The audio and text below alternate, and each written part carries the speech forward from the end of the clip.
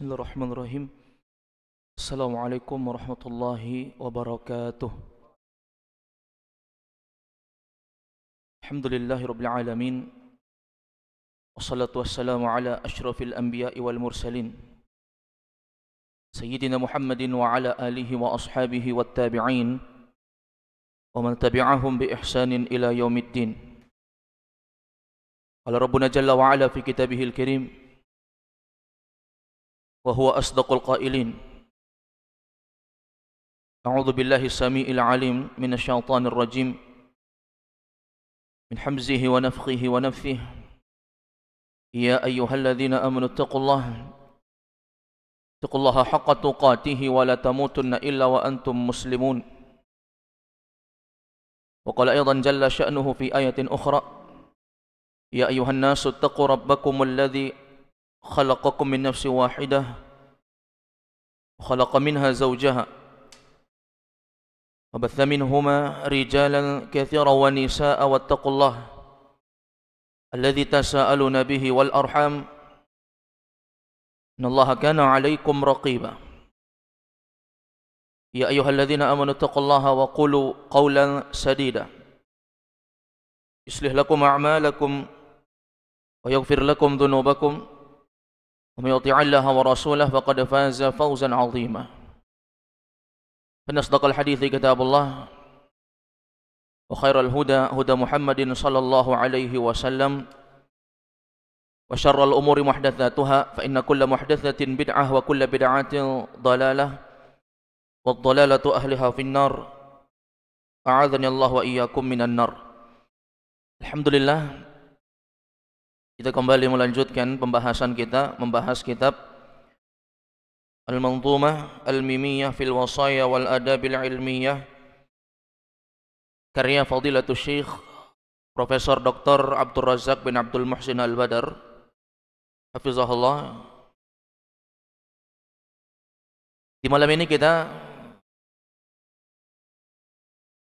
membaca syarah dari karangan Syekh Abdul Razak. Adapun kitab Manzumah Mimiyah ini dikarang oleh Syekh Hafidz bin Ahmad Al-Hakami.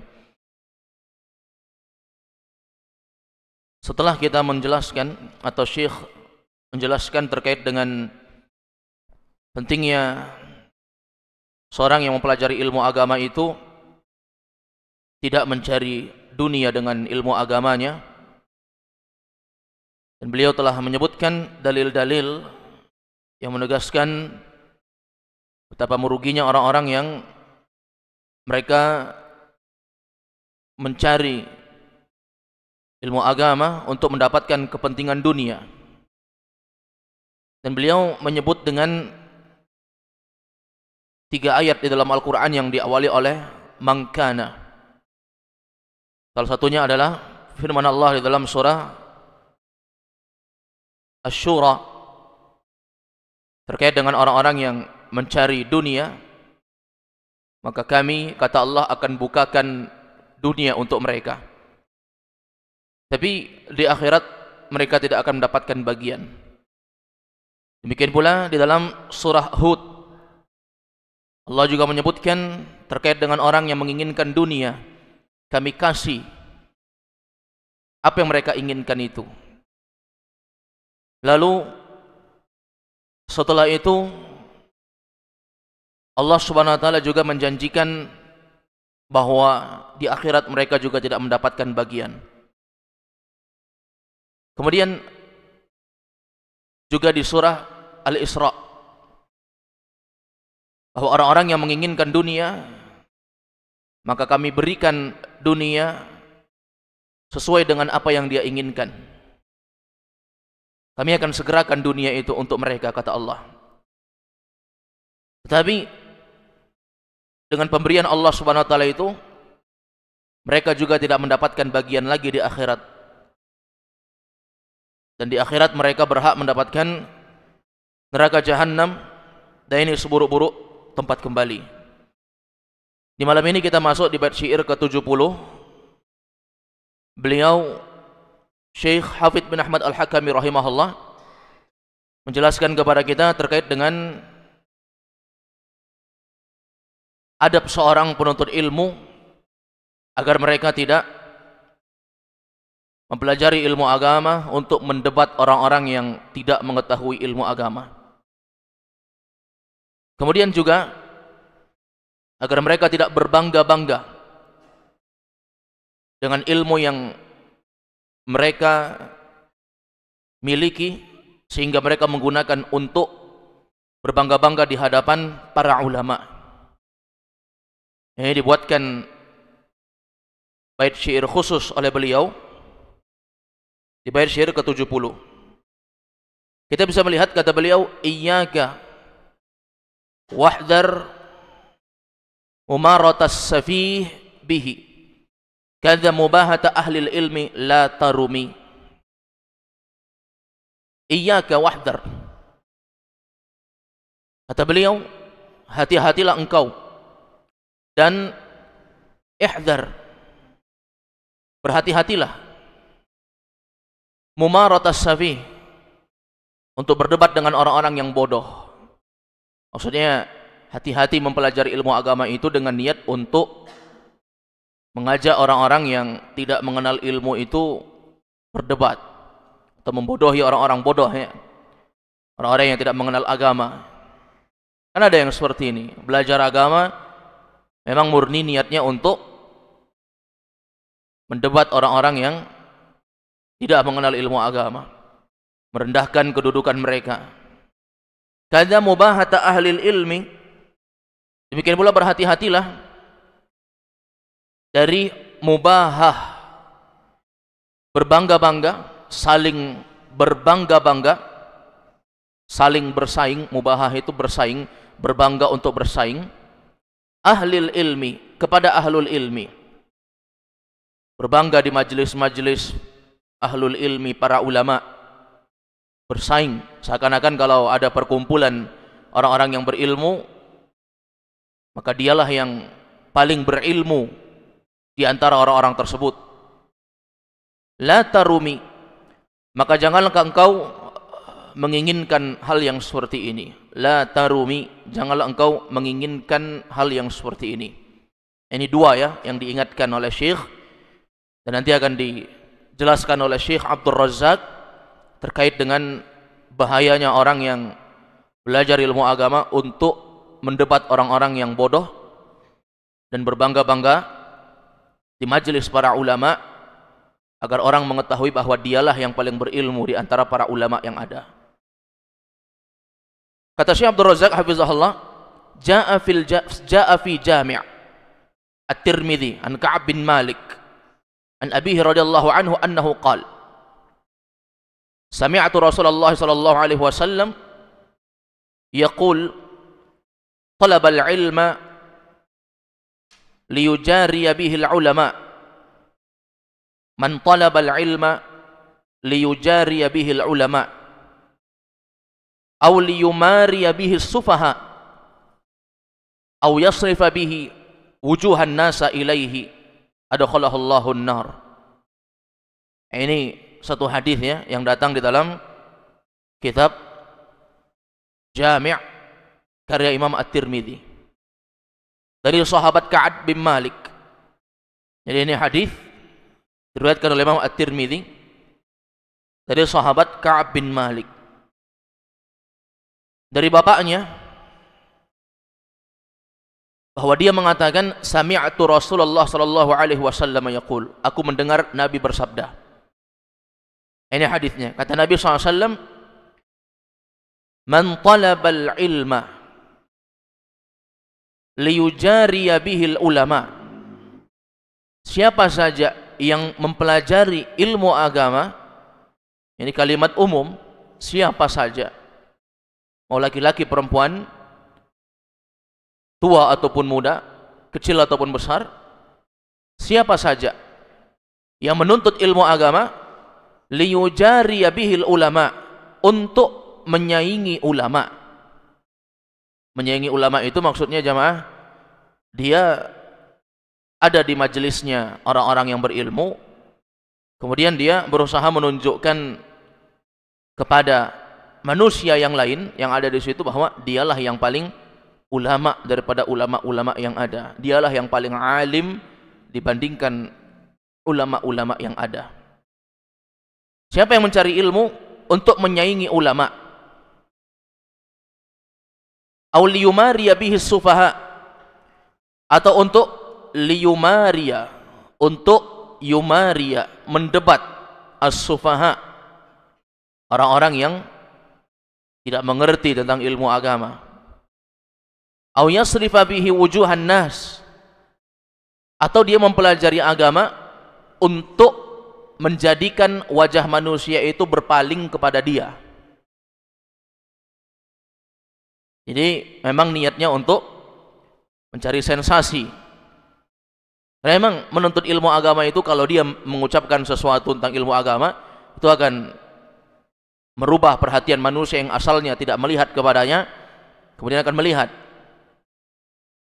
Ketika ini tidak ada dasar rasa ingin dari seorang alim, namun Allah takdirkan, memang Allah kehendaki memang orang ini menjadi pusat perhatian manusia, maka ini tidak masalah.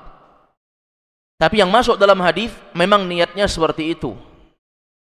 Belajar ilmu agama untuk apa? Menyaingi para ulama. Atau belajar ilmu agama untuk apa? Mendebat orang-orang yang tidak mengerti ilmu agama, orang-orang yang bodoh. Atau menjadikan penglihatan dan wajah-wajah manusia itu menoleh kepada dia. Setiap ada permasalahan pasti angkat suara. Setiap ada permasalahan pasti angkat suara. Supaya apa? Supaya orang menoleh kepada dia. Ini semuanya ini masuk dalam masalah riya. Perusak amal ini. Sesuatu yang paling diwanti-wanti oleh Nabi SAW. Oke, kalau kita lihat jamaah, bagaimana ya orang yang belajar ilmu agama untuk menyaingi ulama, ini tentu ada penyakit hubbus syuhrah pada dia, cinta ketenaran, supaya orang tahu bahwa dialah yang paling berilmu di antara ulama yang ada. Demikian pula ada penyakit riya di situ. Demikian pula ada penyakit hubbur riasah, cinta kepemimpinan, cinta untuk apa? Untuk dituakan oleh orang di mana-mana terkait dengan ilmunya misalnya. Atau mendebat orang yang bodoh. Ini juga sama, jatuhnya masalah riya ini. Karena ketika dia bisa membungkam orang-orang yang tidak mengerti ilmu agama, maka manusia akan memujinya saat itu. Ini berbeda dengan kita mengingatkan orang dari kesalahan penyesat-penyesat umat. Kalau ini memang sesuatu yang dianjurkan. Kita mengingatkan manusia agar mereka tidak terjatuh di dalam suatu lubang yang sama. Tapi yang dimaksud oleh Nabi SAW ini, dia belajar agama memang untuk mendebat orang-orang yang bodoh. Artinya apa? Membodohi orang-orang yang tidak mengerti ilmu agama. Ini juga jatuhnya riya. Au yasrifa bihi wujuhan nas, atau orang yang menginginkan wajah manusia menoleh kepada dia, ingin supaya orang-orang itu memusatkan perhatian kepada dia. Apakah dia membuat cara dakwah yang berbeda dari yang lain supaya orang menoleh? Biasanya orang misalnya pengajian di masjid dengan cara membahas kitab, menyelesaikan satu kitab, mungkin saja dia mengadakan pengajian-pengajian dengan cara yang berbeda, yang memang niatnya untuk apa?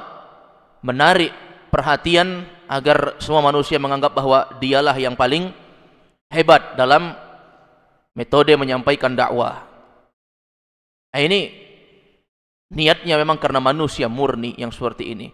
Apa balasannya? Kata Nabi SAW di riwayat Imam At-Tirmidzi ini, adkhalahullahu nar. Allah akan masukkan dia ke dalam neraka. Allah akan masukkan dia dalam neraka. Ini masih satu makna kepada hadis yang telah berlalu dari hadis Abu Hurairah radhiyallahu anhu yang diriwayatkan oleh Imam Muslim dalam kitab sahihnya terkait dengan orang yang paling pertama Allah campakkan ke dalam neraka. Ya, salah satunya orang yang dia mempelajari ilmu agama supaya dikatakan alim. supaya dikatakan berilmu. Walihada qala an-Nadhim, oleh karena itu Imam Hafidz bin Ahmad Al-Hakami rahimahullah mengatakan, iyyaka wahdar mumaratas safih bihi. Hati-hati dan hati-hati engkau dari mumaratas safih, mendebat orang-orang yang bodoh. Aila yakun min maslakika fil ilmi an tuhassilahu wa tatlabahu min ajli mumaratis sufaha. Kata beliau, yaitu janganlah, aila yakun, jangan sampai min maslakik, dari jalanmu, fil ilmi, untuk menuntut ilmu, antuhassila, yaitu yang engkau cari, wa tatlubahu min ajli mumaratis sufaha, engkau mengharapkan mencari min ajli, agar mumaratis sufaha, menjadikan orang-orang yang bodoh itu bisa engkau debat. Jangan ya, kita belajar ilmu agama itu tidak sama sekali memiliki niat agar orang-orang yang tidak berilmu itu bisa kita bodoh-bodohi dengan ilmu kita. Ini kan biasa. Nanti kalau jumpa sama teman-temannya di kerumunan orang ramai, dia pura-pura bertanya kepada temannya yang lain pertanyaan-pertanyaan yang tidak bisa dijawab oleh orang-orang yang belum belajar. Misalnya jumpa sama temannya, misalnya ada 5 orang temannya, dia ingin meremehkan satu orang ini, maka dia bertanya dengan pertanyaan yang sulit misalnya, atau sebenarnya itu mudah, tapi bagi orang yang belum belajar itu sulit. Misalnya dia bertanya, berapa rukun sholat? Maka temannya menjawab 14 misalnya, maka dia bisa saja mengkritik dari jawaban tersebut. Ketika dia bertanya lagi misalnya, apa-apa saja rukun-rukun sholat, coba sebutkan dari awal sampai akhir, sehingga orang yang tidak mengerti ini bingung dengan itu. Dan orang-orang yang lain yang menyaksikan pertanyaan itu diajukan kepada yang lainnya, itu akan menganggap bahwa orang yang menanya ini adalah orang yang berilmu. Nah, ini namanya orang-orang yang memfokuskan supaya wajah-wajah manusia itu melirik kepada dia, ya kan? Ini banyak sekali terjadi yang seperti ini. Ini ma'asyiral muslimin a'azzakumullah, sesuatu yang sangat diwanti-wanti oleh Nabi SAW, supaya kita tidak mendebat orang-orang bodoh. Demikian pula misalnya kalau jumpa sama orang, dia bertanya dengan satu ayat Al-Quran yang dia sudah hafal mutkin, dia tanyakan kepada orang di hadapan orang-orang ramai, maka dia bertanya, coba lanjutkan ayat ini. Dia bacakan ayat, suruh lanjut. Kemudian temannya yang satu ini tidak bisa untuk melanjutkan. Lalu orang-orang menertawakannya. Ini senanglah orang yang bertanya tadi. Ini yang dimaksud oleh Nabi SAW ini. Mendebat orang-orang yang bodoh, atau bahkan membodoh-bodohi orang yang bodoh, atau dia mencari wajah-wajah manusia supaya berpaling dan melirik kepada apa yang dia miliki. Adkhalahullahu an-nar. Ini jangan sampai. Au min ajli mubahatil ulama, atau dari sisi memang dia ingin bersaing dengan para ulama. Ada orang belajar agama jamaah niatnya untuk mengalahkan gurunya. Nah, ini sesuatu yang rusak tentunya. Kalau memang Allah kehendaki majelisnya lebih ramai dibandingkan gurunya, dzalika fadlullah yu'tihi may yasha. Ini keutamaan yang Allah berikan, tapi itu murni Allah berikan, bukan atas dasar keinginan. Yang jadi masalah kan memang pokoknya saya harus membuat trik-trik dakwah yang memang lebih disenangi dan bisa menjadi perkara yang ada dan tidak ada pada orang-orang yang lain, supaya orang-orang memalingkan wajahnya kepada saya misalnya. Ini keliru niatnya seperti ini. Ini min ajli mubahatil ulama. Misalnya ada majelis, isinya para ulama semuanya. Kemudian di antara para ulama ini ada yang membicarakan satu masalah terkait dengan ilmu agama, tapi Sebagian ulama-ulama yang lain diam. Mungkin karena menghargai orang-orang alim yang lainnya sehingga mereka tidak mengangkat suara. Muncullah orang ini. Berbicaralah dia di hadapan orang-orang. Sehingga orang-orang memujinya. Tidak ada yang berani berbicara. Hanya Anda yang berani berbicara. Semua orang diam. Hanya Anda yang berani berbicara. Ini masalah-masalah besar banyak terjadi akhir-akhir ini di media sosial terkait dengan peperangan di Palestina misalnya, atau terkait dengan orang-orang yang pergi berjihad ke Palestina misalnya, mengorbankan jiwa, harta, keluarga mereka, berangkat dari Indonesia pergi ke sana untuk berjihad. Maka banyak orang-orang yang alim di negeri kita, demikian pula para ulama yang bersimpuh duduk di hadapan para ulama di kota Mekah misalnya, atau di kota Madinah bersama para ulama, mereka tidak angkat suara, diam. Ini masalah besar. Ketika salah berbicara, ini akan menimbulkan fatwa-fatwa yang merusak di tengah kaum muslimin.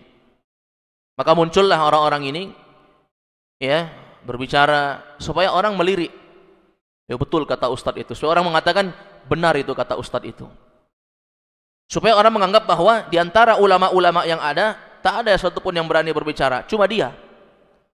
Ini namanya min ajli mubahatil ulama. Dia ingin bersaing di majelisnya para ulama. Ya, na'udzubillah yang seperti ini jatuhnya juga sama riya, atau dia hubbus syuhra, fitnahnya cinta kepada ketenaran. Kemudian kata beliau, yatabaha bi'ilmihi fi majalisi ahli ilmi. Dia banggakan ilmunya di majelis-majelis ahlul ilmi. Ini sesuatu yang sangat, ya, sangat diwanti-wanti oleh Nabi SAW. Aw yabraza nafsahu liyuqala huwa a'lam minal alimil fulani wa adra minhu. Aw yabraz nafsah, atau dia menampakkan bahwa dirinya itu liyuqala huwa a'lam, supaya dikatakan bahwa dialah yang paling alim. Ditonjolkan dirinya, sayalah ahlinya dalam masalah ini. Kata beliau, minal alimi fulani, atau dia menampakkan dirinya supaya orang-orang menganggap dialah yang paling berilmu dibandingkan alim fulan. Dialah yang paling berilmu dibandingkan ustadz fulan, ulama fulan misalnya. Wa adra minhu, dan dialah yang lebih tahu. Ini sebagaimana yang kita contohkan, ini banyak sekali contohnya, ya. Fa inna hadza mimma yakhrumun niyyah. Ini semua adalah perkara yang merusak niat. Memang niat ini berat sekali untuk dijaga jemaah. Yang asalnya orang berdakwah dengan ikhlas, bisa saja di pertengahan dakwahnya rusak dengan itu. Atau bisa saja di awal dan di pertengahan niatnya ikhlas, namun di akhir rusak dengan masalah niat yang rusak tentunya. Ini semuanya perkara yang senantiasa diajarkan oleh Nabi untuk kita meminta kepada Allah keteguhan hati. Minta keteguhan hati, apalagi amal itu memang yang dianggap itu yang terakhir. Amalan yang dianggap oleh Allah SWT itu adalah amalan yang berada di akhir. Innamal a'malu bil khawatim. Amalan yang Allah nilai itu amalan yang paling terakhir. Kalau akhir kita adalah akhir yang buruk, maka tentunya yang kita dapatkan adalah keburukan. Baik, berikutnya kata beliau, wa ba'dul mubtalin bihada rubbama annahu yabhathu mas'alah min ad-daqa'iq wa yahrisu ala itqaniha thumma yuthiruha fi ba'dil majalisi wa laysa lahu hammun fi tadqiqi hadhihi al-mas'alati wa yabhathuha wa tawassu'u fiha illa ay yabraza min ajli al-mubahah. Kata beliau, wa ba'dul mubtalin, sebagian orang-orang yang ditimpa, maksudnya sebagian orang-orang yang kena timpa musibah, ya, ada ujian yang Allah berikan kepada dia, sebagiannya mubtalin nabi hadza, Allah berikan ujian seperti ini. Ada orang yang ditimpa seperti ini. Kebanyakan adalah orang-orang yang alim, orang yang belajar ilmu agama, Rubbama annahu yabhathu mas'alah min ad-daqa'iq. Kadang kata beliau dia membahas satu masalah yang rumit dalam ilmu. Ya, mas'alatan ya min ad-daqa'iq. Maksudnya masalah kontemporer yang sulit. Karena ada seorang ulama itu atau seorang ustadz membahas satu masalah yang sedang rumit, susah misalnya. Wa yahrisu ala itqaniha. Dan dia antusias, bersemangat untuk menguasainya. Dia tulis satu pembahasan yang sangat sulit, semangat untuk itu sampai tidak tidur. Tsumma yuthiruha fi ba'dil majalis. Lalu dia memunculkan apa yang sudah dia bahas itu di hadapan atau di sebagian majelis-majelis. Walaysa lahu hammun fi tadqiqi hadhil mas'alah wa yabhathuha. Tidak ada baginya sama sekali semangat untuk meneliti masalah ini, untuk mengkajinya. Enggak ada sama sekali semangat, cuma karena memang niat supaya orang memuji, akhirnya dia selesaikan masalah yang sangat rumit. Wa tawassu'u fiha illa ayyabraza min ajlil mubahah. Akhirnya dia mendalami ilmu tersebut supaya apa? Supaya memang niatnya min ajlil mubahah, supaya dia berbangga-bangga di majelisnya para ulama. Sayalah yang bisa, orang-orang semuanya tidak bisa. Padahal keinginan dia sebenarnya tidak ada sama sekali keinginan untuk mempelajari ilmu tersebut. Nah, ini sesuatu yang betul-betul diingatkan oleh Syekh. Wa akhar, kadang juga kata beliau, yabhathu fil masail min ajli mumaratis sufaha wal khusumat wal jidal. Kadang juga dia mempelajari ilmu agama itu agar mendebat orang-orang yang bodoh dan berdebat, ya,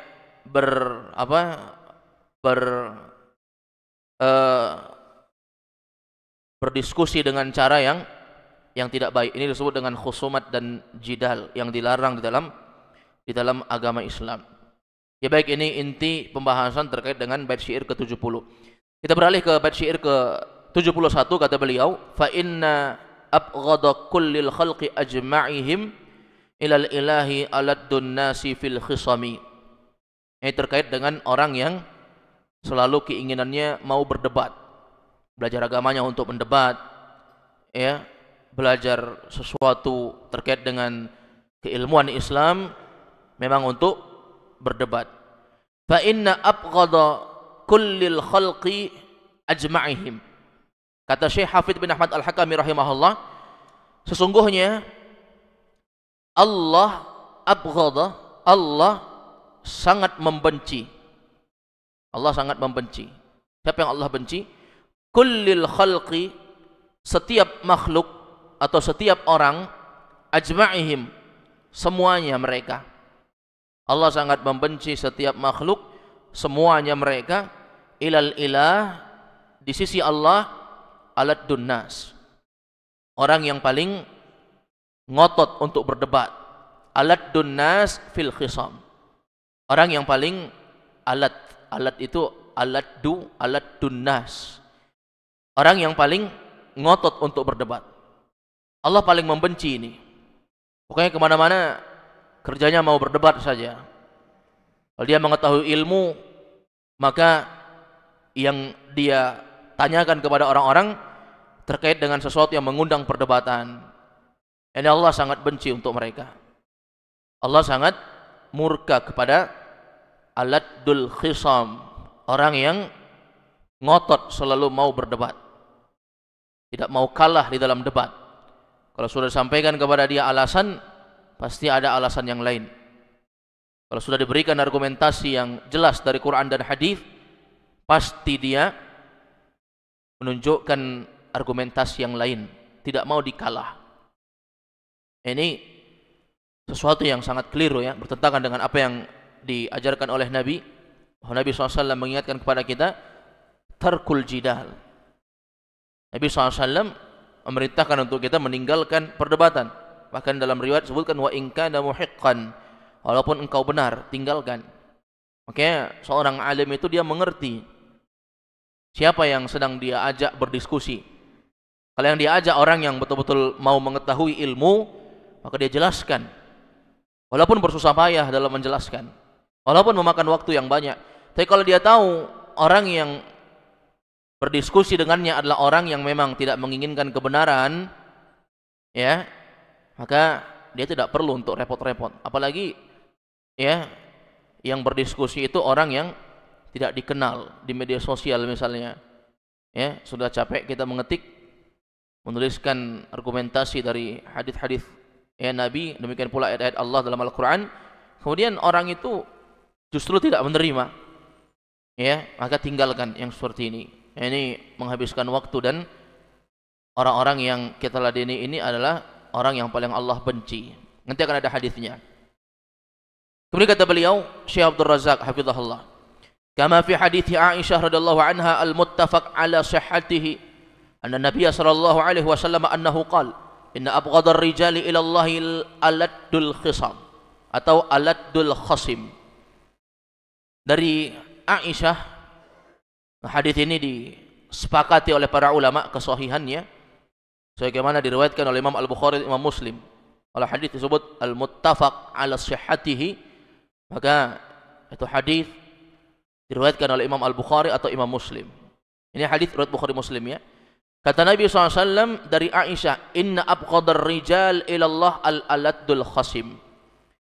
Sesungguhnya orang yang paling Allah benci adalah orang yang bersifat dengan sifat al-aladul khasim. Orang yang paling ngotot dalam berdebat. Orang yang kalau berdebat itu selalu mau menang, selalu memaksakan sesuatu sesuai dengan hawa nafsunya atau sesuai dengan perasaan dan akalnya, walaupun itu menyelisihi syariat. Sebagaimana banyak kita lihat perdebatan yang terjadi di kalangan ahlus sunnah, demikian pula di kalangan orang-orang yang berakidah dengan akidah yang batil terkait dengan keberadaan Allah, demikian pula terkait dengan perkara-perkara yang merupakan prinsip pokok i'tiqad ahli sunnah wal jamaah, pokok-pokok keyakinan akidah ahli sunnah wal jamaah. Coba baca pembahasan terkait dengan keberadaan Allah. Nah, ini perdebatan yang tidak ada ujungnya sampai hari ini, sangat menyebar di mana-mana. Ketika telah jelaskan oleh para ulama terkait dengan keberadaan Allah, bahwa Allah lah yang paling tahu tentang keberadaannya, tetap saja ada jawaban-jawaban orang-orang yang membantah tentang keyakinan itu. Allah SWT misalnya menyebutkan tentang dirinya, Ar-Rahmanu 'alal 'arsy istawa, Allah berada di atas arsy, beristiwa di atas arsy. Apa maknanya istiwa?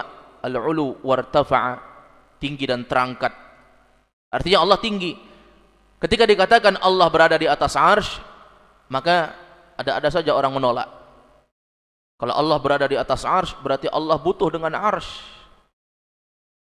Arsy itu makhluk. Sementara kalau Allah berada di atas arsy, berarti Allah butuh dengan makhluk. Sementara Allah SWT tidak butuh kepada makhluknya. Laisa kamitslihi syai'. Atau misalnya mereka membawakan ayat, innallaha ala kulli syai'in qadir, Allah maha mampu terhadap segala sesuatu, tidak mungkin Allah butuh dengan arsy. Maka ada saja jawabannya, jawaban-jawaban yang memang para ulama zaman dahulu saja, sekelas para sahabat, tidak ada yang berpikir seperti itu.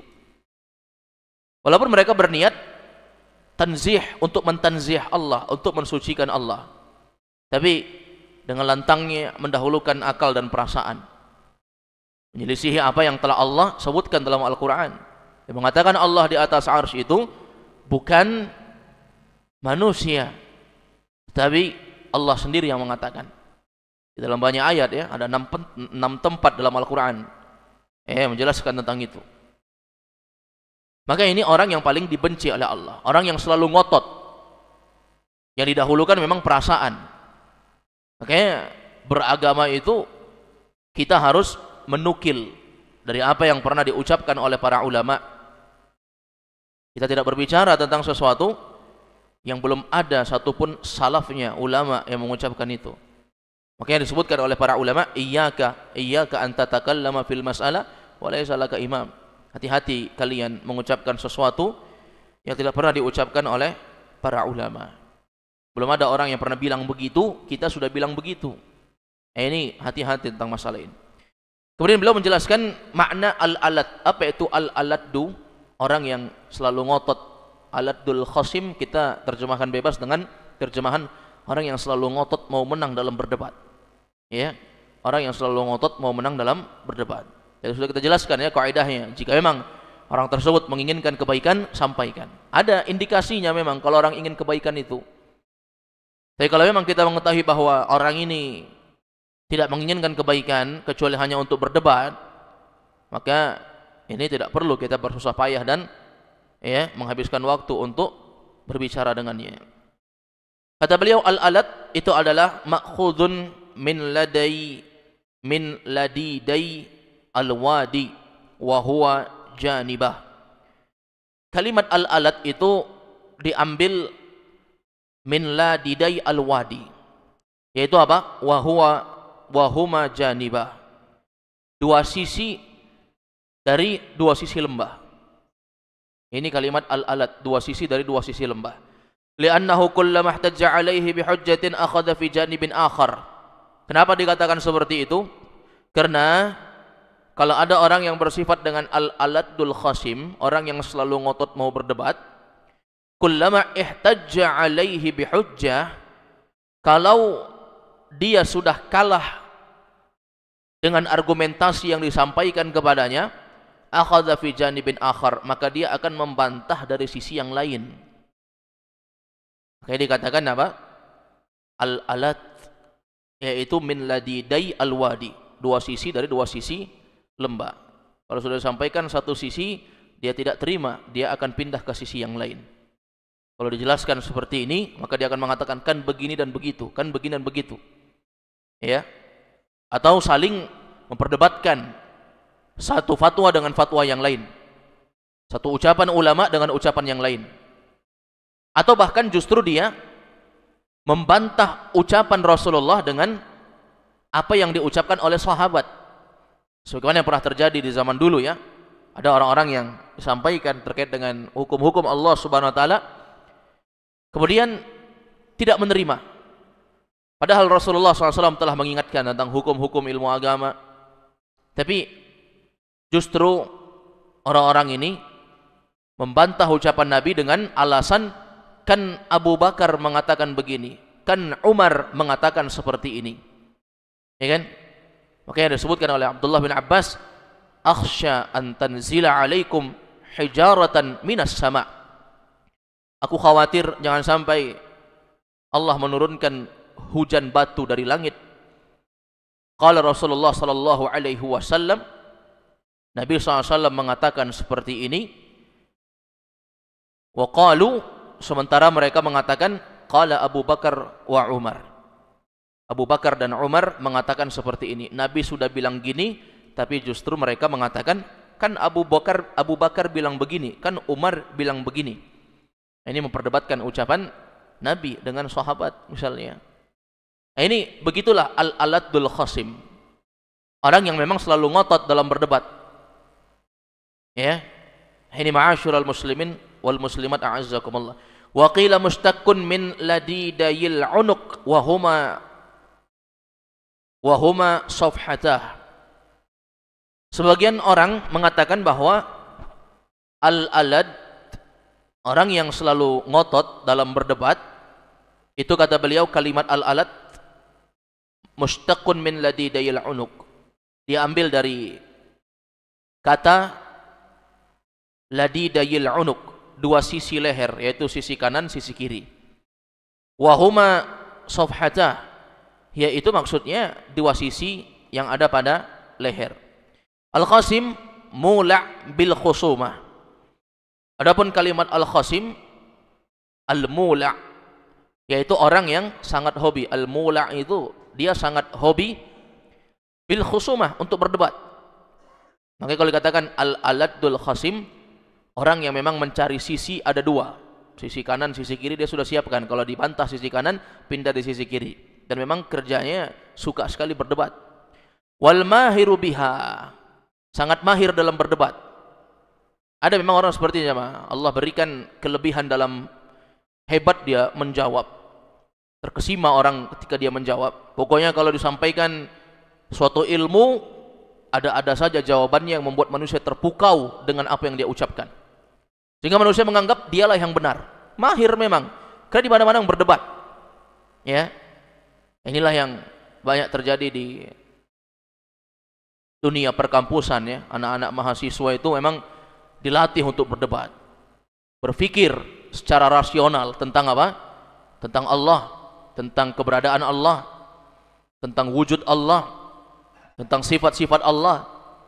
Kalau perlu apa? Dia menolak apa yang disebutkan dalam Al-Quran dan hadis dan lebih mendahulukan akal. Sehingga dibiasakan berdebat, sehingga mahir.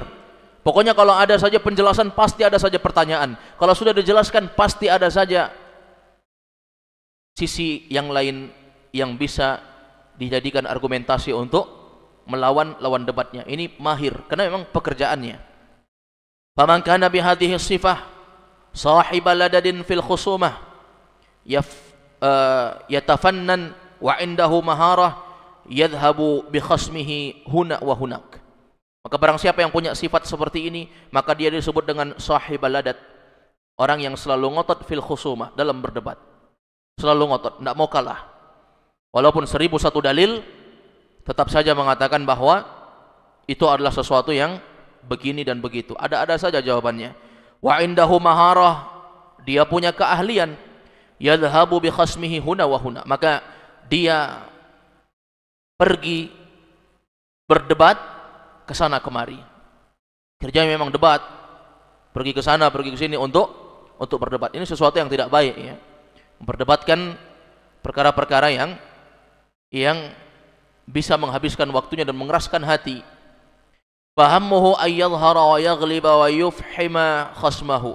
Maka tujuannya untuk mengalahkan, yadhhar, yaghlib, itu maksudnya untuk mengalahkan. Hammuhu tujuannya untuk mengalahkan, wa yufhima khasmah, dan untuk membungkam lawan debatnya. Jadi kalau memang dia berbicara, terdiam orang. Tapi apakah setiap orang terdiam tidak bisa menjawab kemudian dikatakan kalah? Kan belum tentu. Ada orang yang dia mengerti tentang hukum-hukum agama Allah, tentang prinsip dasar agama, tapi ketika berbicara di hadapan khalayak ramai mungkin dia grogi sehingga tidak bisa menjawab. Ya. Tapi inilah yang dibanggakan oleh orang-orang. Yang paling lancar bicaranya, dialah yang menang. Yang paling banyak argumentasinya, dialah yang menang. Orang akan menganggap seperti itu. Memang ya, al-aladul khasim ini kerjanya memang berdebat di mana-mana, sehingga lincah sekali jamaah menjawab. Ya. Bagaimana yang banyak kita lihat perdebatan di YouTube ya. Ustadz fulan versus Ustadz fulan. Kalau terdiam sedikit ustadznya, sudah kalah ustadz ini. Kenapa? Tidak bisa menjawab. Padahal belum tentu. Bisa saja memang saat itu dia grogi dengan apa yang akan dia sampaikan. Karena mungkin saja ada sesuatu yang membuat dia tidak bisa mengeluarkan seluruh ilmunya saat itu. Contoh misalnya ada ustadz yang mendakwahkan dakwah sunnah, kemudian ya diajak untuk berdiskusi tentang ilmu agama. Katanya hanya diskusi, ternyata waktu sampai sudah datang semuanya, supporter-supporternya dari kalangan orang yang mengundang ini, dan di live streaming kan ya, betapa banyak supporter-supporter atau mad'u orang yang mengundang ini, sehingga ustadz ini merasa bahwa dia sendirian saat itu. Tidak ada penguatnya, belum persiapan, dia tidak bawa materi misalnya. Maka hal-hal yang seperti ini adalah sesuatu yang tidak perlu untuk diladeni. Faman kana bihadhihi sifah fahuwa abghadur rijal ilallah. Kalau ada orang yang seperti ini adalah orang yang paling Allah benci. Jadi memang beragama itu jamaah prinsipnya sami'na wa ata'na, dengar taat. Kalau itu dari Allah dan Rasul, diucapkan oleh para ulama, dengar taat ikuti. Kita tidak memprotes sesuatu dengan perasaan. Kenapa kamu katakan begini? Iya, karena nggak pantas Allah dikatakan seperti itu. Kenapa kamu katakan Allah di atas arsy? Tidak pantas Allah dikatakan di atas arsy. Karena kalau Allah di atas arsy, berarti Allah butuh dengan makhluk, butuh dengan arsy. Maka kita katakan, apakah setiap sesuatu yang berada di atasnya itu menunjukkan kebutuhan? Ya. Ini ada apa namanya? Meja. Ya, ini meja ini. Di atasnya ada apa? Ada atap. Apakah atap itu butuh dengan meja? Tidak ada. Walaupun ini tidak ada, maka atap tetap sempurna. Walaupun meja ini tidak ada. Demikian pula langit dan bumi. Apakah setiap yang berada di atas kemudian butuh kepada yang di bawah? Belum tentu. Kalau Allah SWT di atas arsy, apakah Allah SWT butuh dengan arsy? Kan belum tentu. Langit dan bumi misalnya. Apakah langit tidak bisa tegak berdiri tanpa bumi? Tentu jawabannya kan tidak. Tidak ada hubungannya langit dengan bumi, saling membutuhkan. Nah, ini sesuatu yang ya memang sangat cerdas sebagian orang untuk memperdebatkannya. Kemudian kata beliau, wa qad qala Allahu fil Qur'ani fi suratil Baqarah. Allah telah berfirman dalam surah Al-Baqarah, wa minan nasi may yu'jibuka qawluhu fil hayatid dunya wa yushhidullaha ala ma fi qalbihi wa huwa aladdul khisam. Allah berfirman dalam Al-Qur'an, di antara manusia kata Allah ada orang yang engkau akan terkagum-kagum dengan ucapannya. Ada orang yang seperti ini. Kalau dia berbicara, kalian akan terkagum dengan ucapannya. Apakah dengan penampilannya, atau memang dengan perawakannya, atau memang gaya bahasanya, atau memang karena kelincahan dia dalam berbicara. Pokoknya kalau dia berbicara, semua orang terkagum-kagum. Ada orang seperti itu fil hayatid dunia, di kehidupan dunia ini. Wa yushhidullaha ala ma fi qalbih, namun dia telah menampakkan di hadapan Allah isi hatinya. Itu isi hatinya memang riya, supaya dipuji oleh manusia. Wa huwa aladdul khisam, maka dia orang yang sangat ngotot di dalam berdebat. Nah, ini sesuatu yang sangat dimurkai di dalam syariat, ya, beramal dengan riya, dan kita sudah mewaspadai dari dalil-dalil ya yang dijelaskan oleh Nabi SAW terkait dengan betapa bahayanya riya. Demikian pula terkait dengan berdebat dalam ilmu agama. Kemudian insyaallah di bait syair ke-72 akan dibahas terkait dengan hendaknya seorang penuntut ilmu itu berhati-hati dari sifat ujub, sombong, ya, berbangga-bangga diri dengan ilmu yang dia miliki. Hadza huwa wa sallallahu sallama ala nabi Muhammad wa ala alihi wa sahbihi wasallam. Subhanakallahumma bihamdik, asyhadu an la ilaha illa anta astaghfiruka wa atubu ilaik. Assalamualaikum warahmatullahi wabarakatuh.